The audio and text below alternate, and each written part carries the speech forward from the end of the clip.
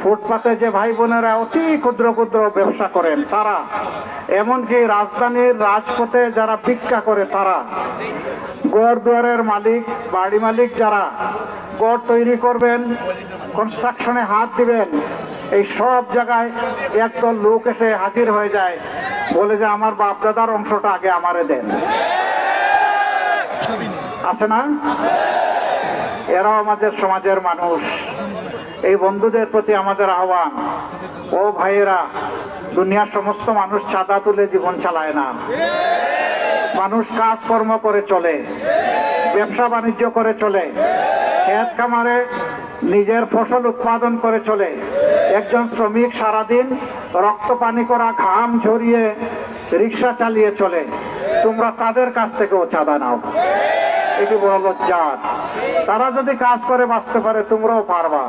তোমাদের প্রতি আমাদের একেবারে আন্তরিক আহ্বান, তোমরাও আমাদের সন্তান, মেহরবানি করে চাঁদা নেওয়া ছেড়ে দাও।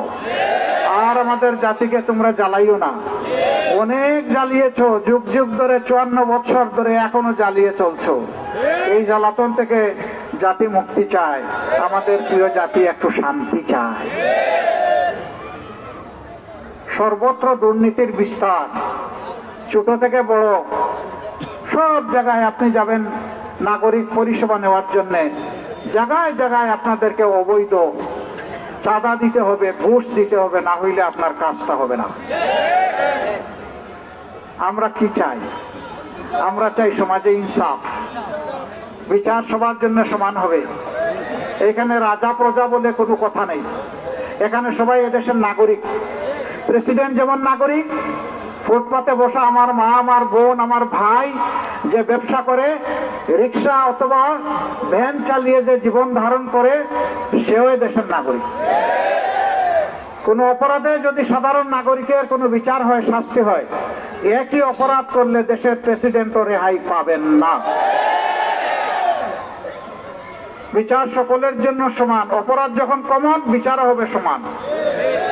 কোনো রেহাই কাউকে দেওয়া হবে না।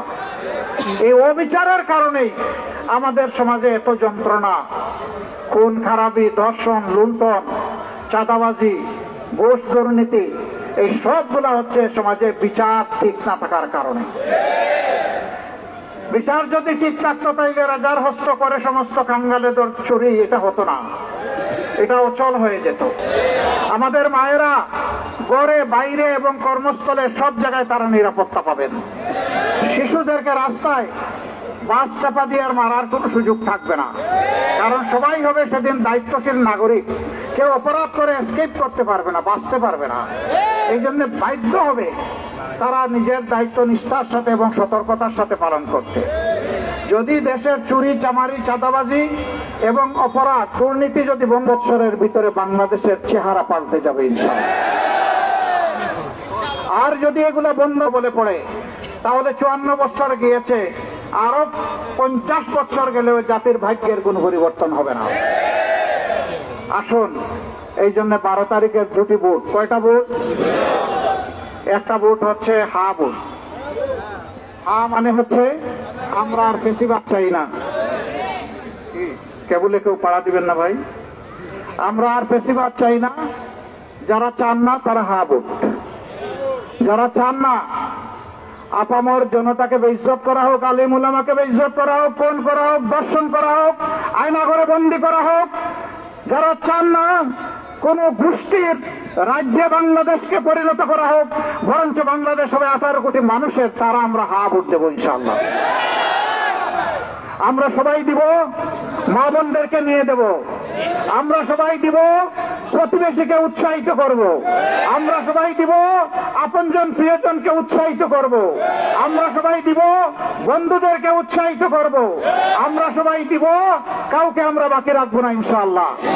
সবার কাছে আওয়াজ দিয়ে পৌঁছে যাবে, জাতি আজ পরিবর্তন চায়। এই পরিবর্তন যারা চায়, বস্তা পোষা 54 বছরের রাজনীতির আবার পুনরাবৃত্তি যারা না চায়, তারা ইনশাআল্লাহ আগামী 12 তারিখ প্রথম ভোটটি দিবে হা।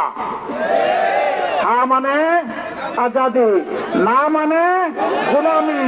আজাদি না গোলামি, আজাদি না গোলামি। সম্মানিত ভাইরা,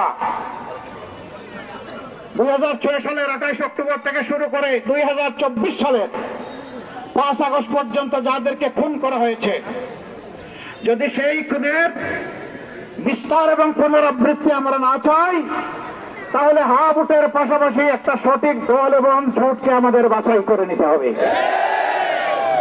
5 তারিখের পরে যারা দায়িত্বশীলতার পরিচয় দিয়েছেন, যারা কাণ্ডজ্ঞানহীন কাজ করেন নাই, যারা আমাদের সাধারণ জনগণকে চাঁদায় চাঁদায় জর্জরিত করেন নাই, যারা কোনো দুর্নীতির সাথে জড়ান নাই, যারা মামলা বাণিজ্য করেন নাই, আগামীতে 12 তারিখ ইনশাআল্লাহ জনগণ তাদেরকেই বেছে নেবে।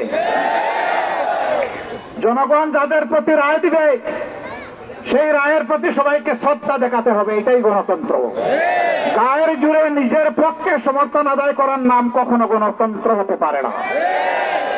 গণতন্ত্র মানে অন্যের মতকে সম্মান করা, নিজের মত প্রকাশ করা, জনগণের উপর আস্থা রাখা, জনগণ যাই করবে এটা মেনে নেওয়া। আমরা আশা করব এটা সকল পক্ষ এটা মেনে চলবেন। আফসোস, এই 15 নম্বর আসন ছোট্ট একটি জায়গা, এখানে অনেক সমস্যা, জলাবদ্ধতা, খোলা ড্রেন, পচা নালা, রাস্তাঘাটের কিছু কিছু জায়গায় ভঙ্গুর অবস্থা, মানসম্মত শিক্ষা প্রতিষ্ঠানের অভাব, মানসম্মত চিকিৎসা সেবার অভাব, নিরাপত্তা, মাদক, সন্ত্রাস, এই সব কিছু এইখানে আছে।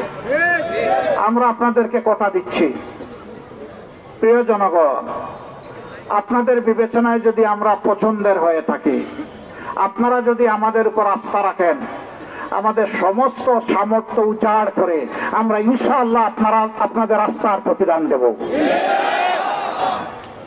আমরা আপনাদের প্রতি কৃতজ্ঞ থাকব। আমরা দেশের মালিক হব না, আমরা দেশের সেবক হব।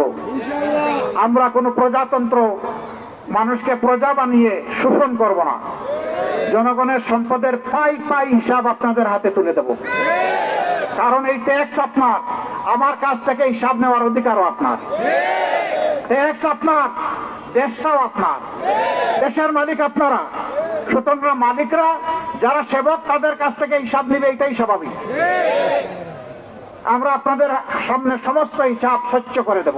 অতীতে যাদেরকে পরীক্ষা করা হয়েছে, নতুন করে আর পরীক্ষা করার কিছু নেই। এখন নতুন কাউকে এই দায়িত্ব দিয়ে সহযোগিতা করতে হবে ইনশাআল্লাহ। সেই দায়িত্বটা হোক ইনসাফের প্রতীক দাঁড়িপাল্লার পক্ষে।